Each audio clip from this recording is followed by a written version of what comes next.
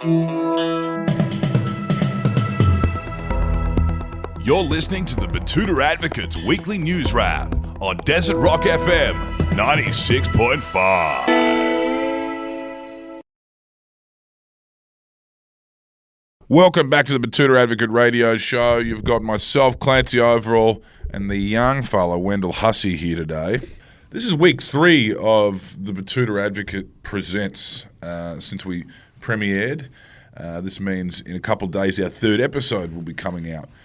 If you've tuned in so far, you would have seen our storytelling surrounding the rise and fall of Hillsong, and then, of course, the Super League war when the two families, the Murdochs and the Packers, spent hundreds of millions of dollars measuring each other's dicks. And today's guest is someone we probably could have used in a lot of these stories. I don't know if she has a Pentecostal background, but she certainly knows a lot about media, and she certainly knows a lot about this Wednesday's episode, the Cronulla Riots. The Betoota Advocate Presents Cronulla Riots.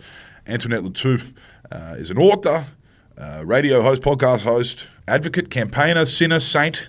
Journalist. Of course. All of them. And all of the above and worse. And also a subject and a contributor to the Betoota Advocate Presents the Cronulla Riots episode that will be out on Wednesday. So we thought we'd have a chat about all things media diversity, how to lose friends and influence white people is the name of your book, released in 2022. Yep. Great self-help book. And you know what? I have lost quite a few friends, so I have friendship vacancies available if anybody's interested. Please apply within. I guess I want to talk about the book first of all. When did you think you needed to step up?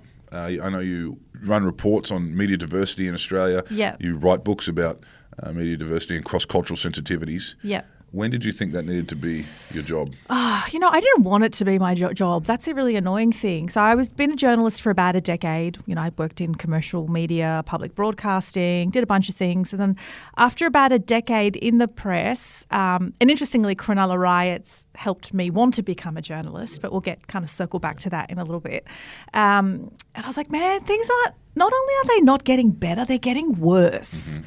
Like every time I walked into a newsroom, irrespective of which city it was or which outlet it was, legit only like the security dudes at the front or the people pushing the cleaning trolleys were people of colour. Yeah. Every other person, it honestly looked like a white supremacist conference. Yeah.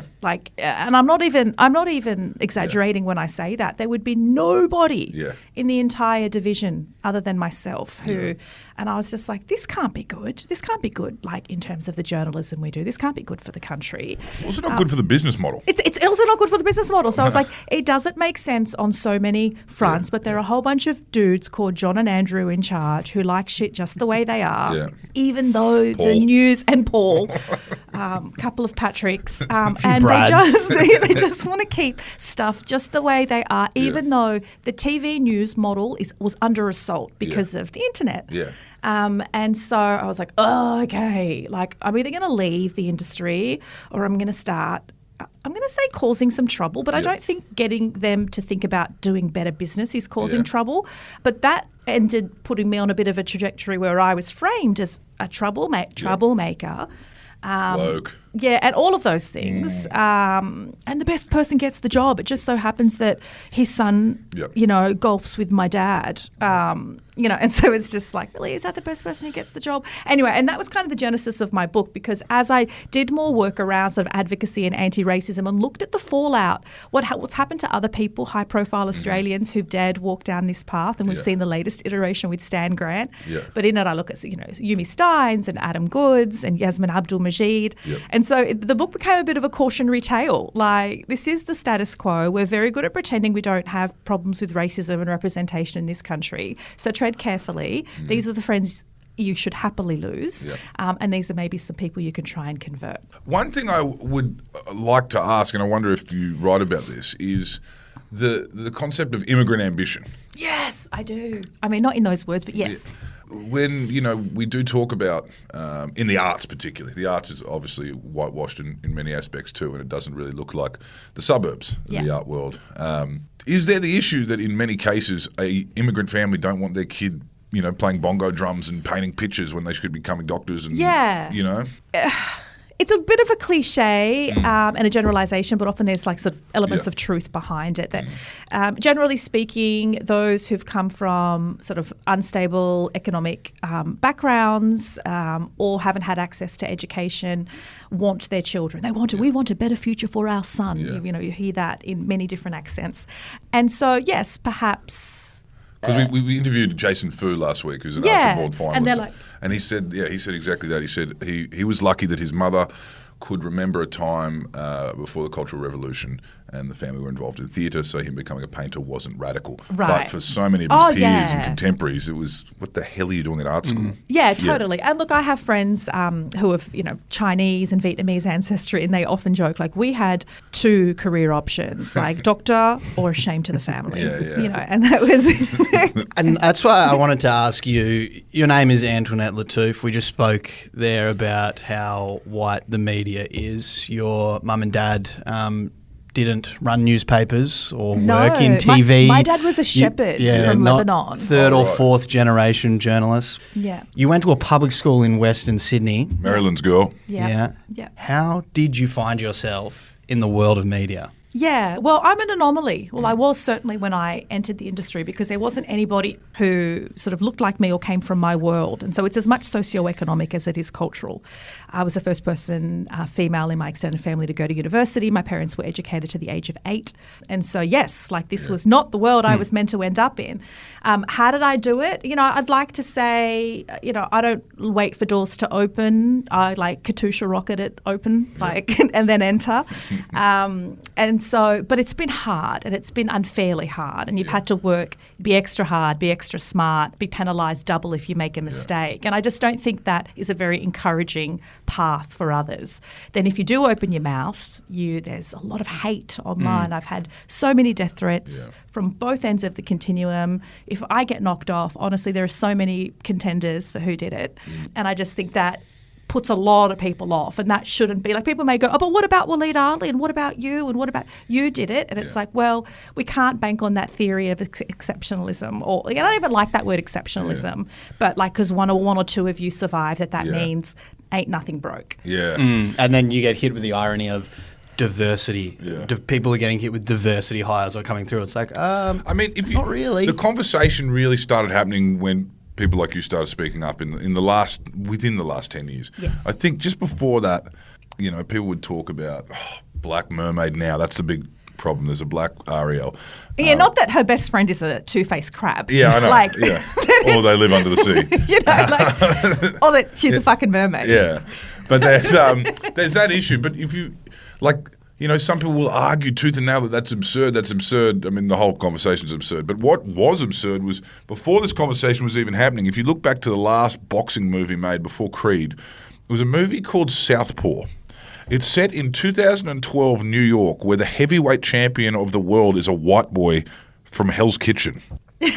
Is this just that is absolute delusional? Yeah. That is absolute delusions that Jake Gyllenhaal could be the heavyweight champion of the world. We know what the heavyweight champion of the world looks like now. He's Hispanic, or he's he's from the African continent.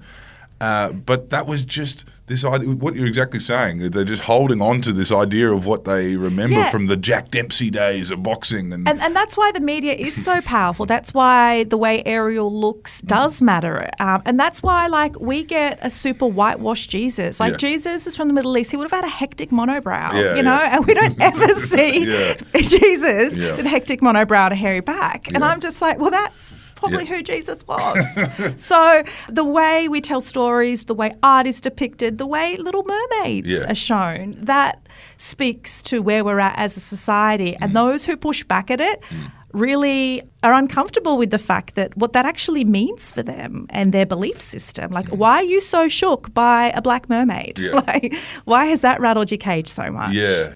I want to talk to you about also this idea that we, even back then when, there's this nostalgia that people look to, the idea that, Lebanese people are new to Australia, or, that we haven't had a multicultural society. The Chinese were very, very shortly after the convicts. Gold Rush era. They're absolutely. So to that point, yes, we've had different waves of migration, and post 1970s, when they decided to scrap the hideously racist white Australia policy, more people came from the Middle East and China and whatnot. And then some people would argue, it just takes a few generations. You've got to work up the ranks. You've got to, I hate to quote Scott Morrison, but you've got to give a go to get a go. And that belief that you just get here, you put up with a bit of crap for a little bit, you get called wog, and that's just part and parcel. And then you put your head down and everything's going to be okay, and you'll live happily ever after, and you'll buy a red brick home. It's like, well, no. Chinese communities have been here since the 1850s. Where are they in mainstream media? Where are they in the High Court? Where are they in politics? Where are they on ASX 200 boards? It's just a fallacy that it is a meritocracy and that you get a fair go. It is, and the delusion you're speaking about there before, you hear so much from the media class talking about real Australians and average Australians and how things are relatable and how they understand how average Australians relate, when who knows what the average Australian is. What I think 50% of people in major cities are first or second generation. I think it's about 40% over the course of the nation.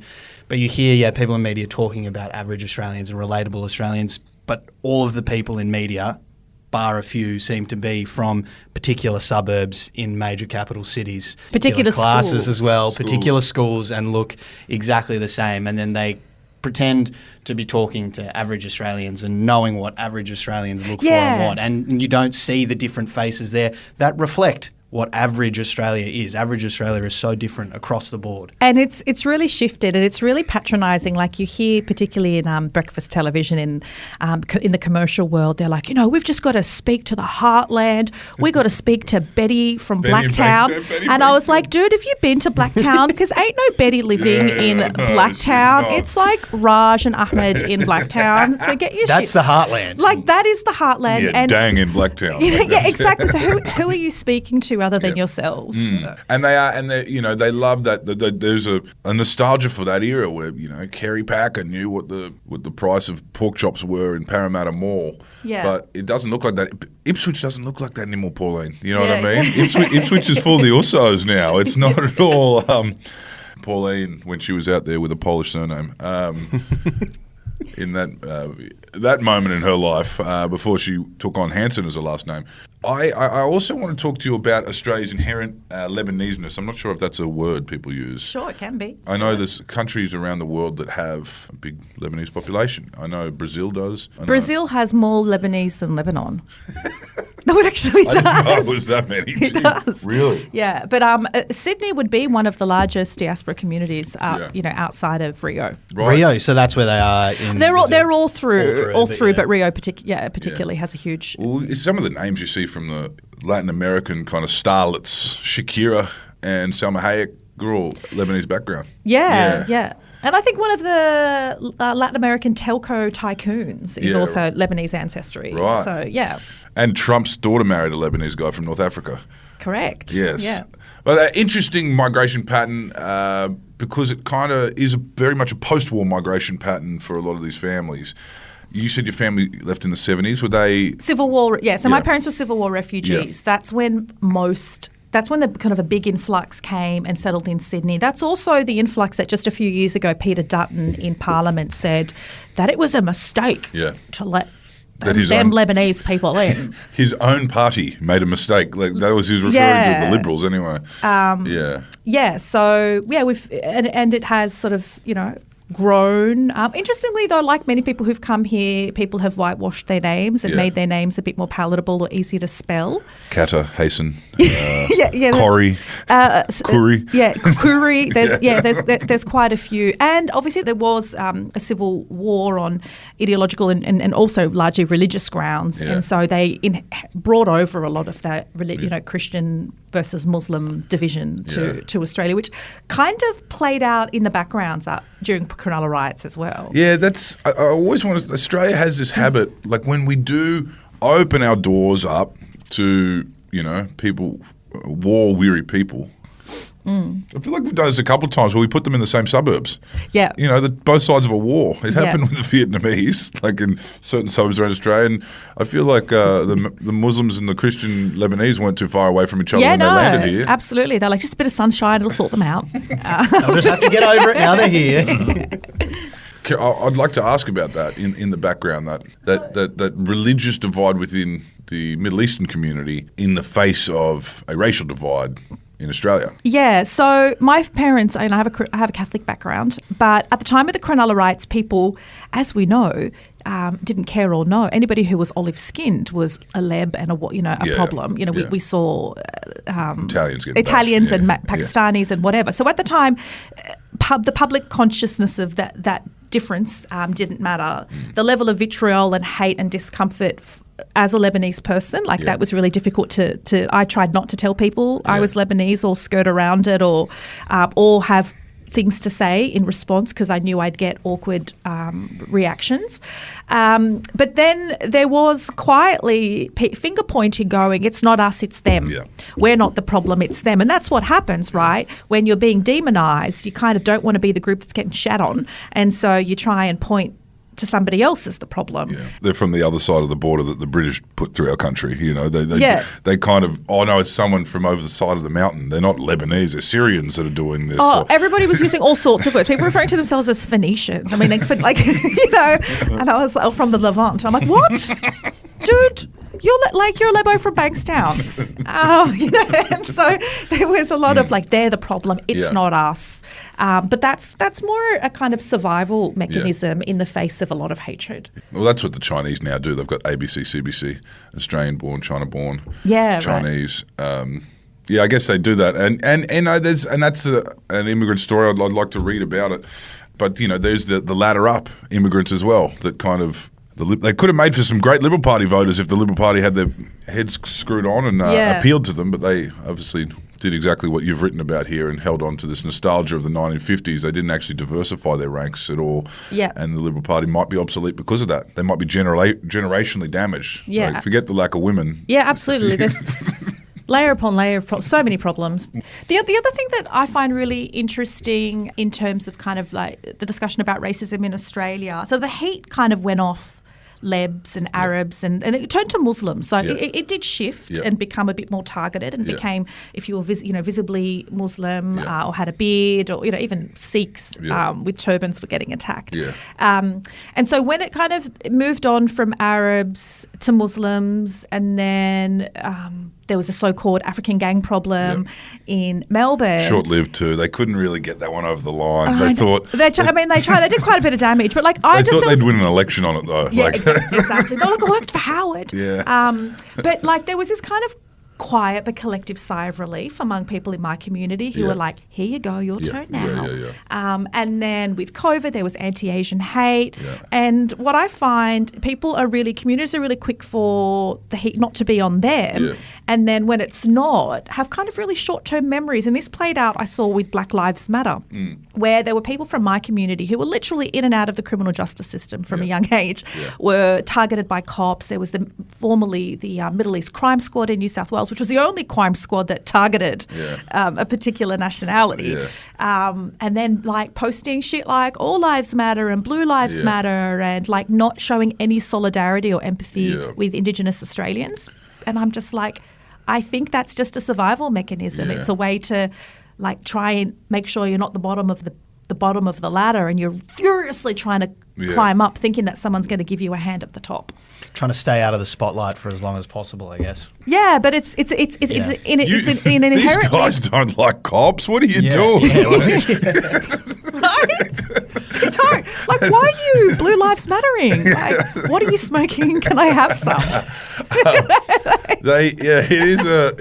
I mean, short memories, lots and lots of people, the One Nation base in New South Wales has changed dramatically. When you talk about short memories, it wasn't that long ago that Pauline Hanson was saying that we have to vaccinate ourselves against Islam and Arabs and all that kind of stuff. Yeah. Not long at all, a couple of years ago.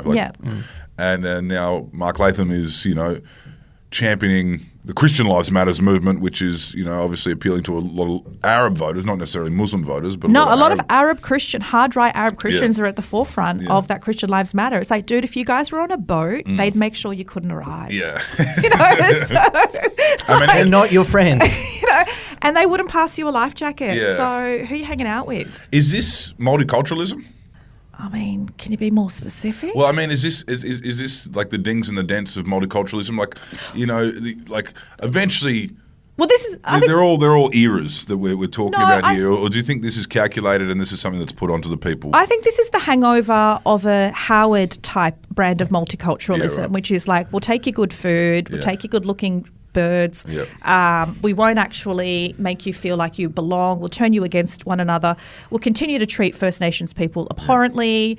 We'll sell you the dream that you Yeah. need a big mortgage and that you're going to really get a go. We'll take your Olympians. And there is that you aren't really included or celebrated. You still don't have access to a real voice and power in media, in politics, in business, on the High Court. And we'll just play you off one another, Yeah. so that you're fighting to not be at the bottom of the rung.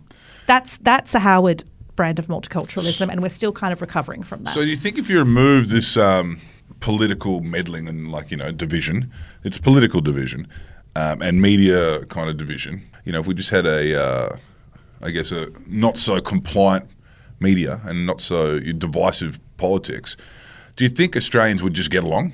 I don't think we can get along or have a fair go until we sort out the voice to Parliament and a treaty, and we close the gap with Indigenous people. And and that's what I often say to people who even I talk about it with my mum. She's like, yeah. We know people in jail. I'm not going to emulate her very thick accent. She's like, but they get out. Then the next generation, they'll get better. They'll get an education. It's just the time. It's the time we have to do. But why can't Aboriginal people just sort it out in a generation? And it's that kind of mentality, even if it's well-meaning and very misguided, that I think inhibits us from truly fixing a lot of the structural issues until we fix the way we treat our First Nations people and make society actually inclusive. Then we can't expect people who come here, be it via boat or plane on whatever visa, to actually thrive in this country. And we can't be like, well, the Serbs had it hard, and then the Vietnamese, and then the Arabs, and then the South Sudanese. It's just the time they got to do it. It's like, well, no, the system's still broken, and First Nations people are dying younger, being more incarcerated. Things are getting worse. So that kind of fairy follow the yellow brick road isn't real. Isn't true. Tell me about your reporting. I mean, it's an interesting point you make, that harmonies can't exist until we've made peace with our history, our very earliest history. But you also kind of help other people along the way with other cross-cultural sensitivities. The Australian media diversity, basically Media Diversity Australia. Yeah. Tell me how you rank, and does Karl Stefanovic count as white ethnic? Does he count as white ethnic? This is so funny. The first report we did, even though anybody with functioning eyes and ears can see that we have a problem in the media in Australia, you can flick on CNN or BBC or elsewhere and realise that black and brown people exist, right? But we need for so long, especially when we started Media Diversity Australia about 7 years ago, you'd be mistaken for thinking the White Australia policy was still in place.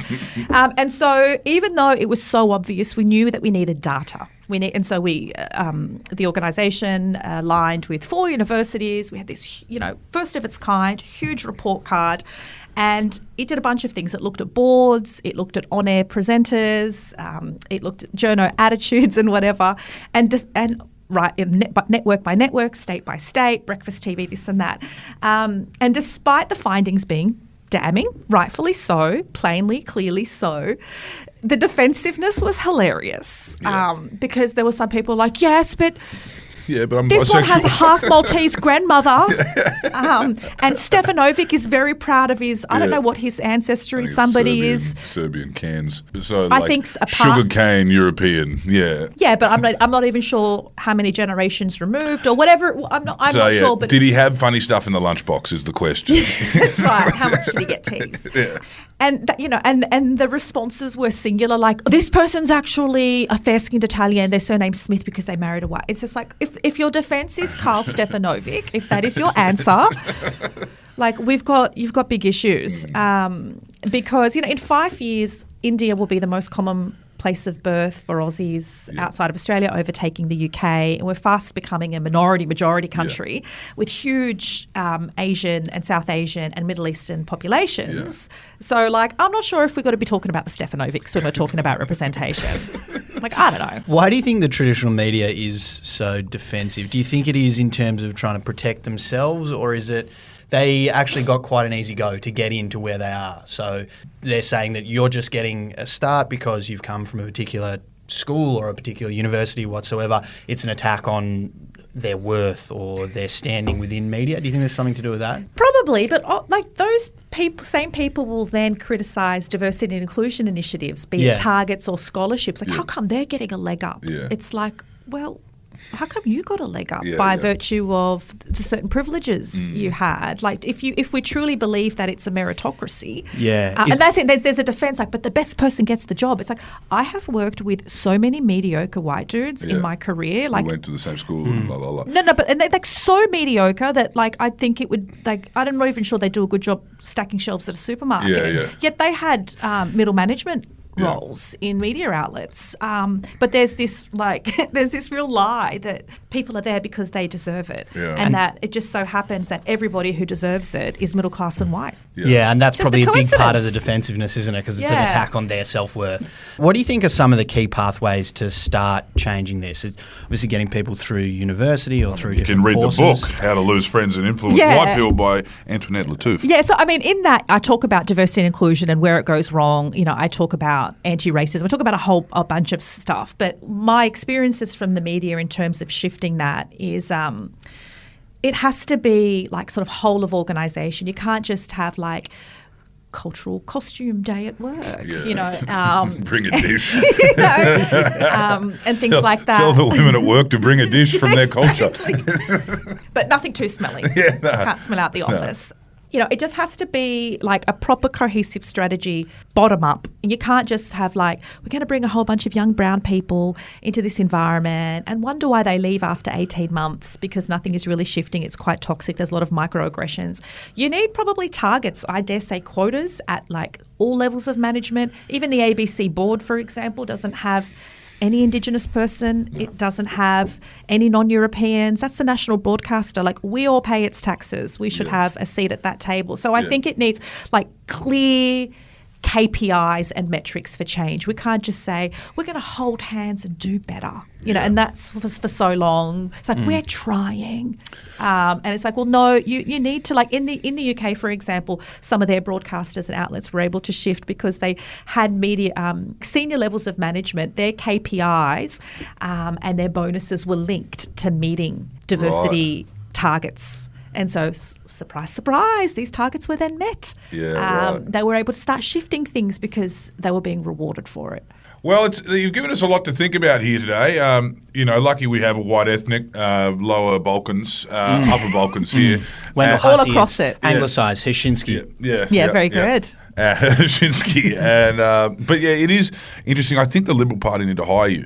I think when... They need to hire me. Yeah, we're heading towards a one-party state if they can't get their shit together, which they obviously can't. They can't even get women into pre-selections.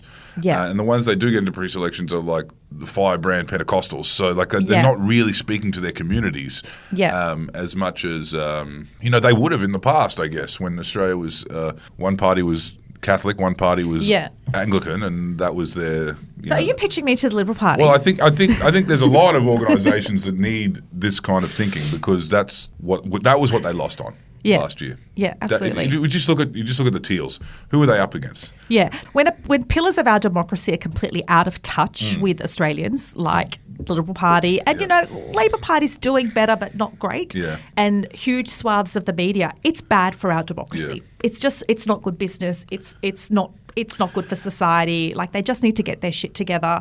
And the evidence of how to do it is there. It's clear.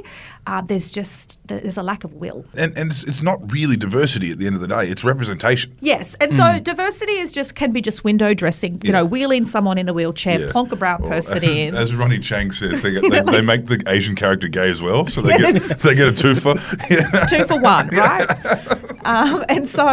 But true representation and inclusion is when you have a seat at the table, you have a voice, you can shift things, and that's just a long way from happening.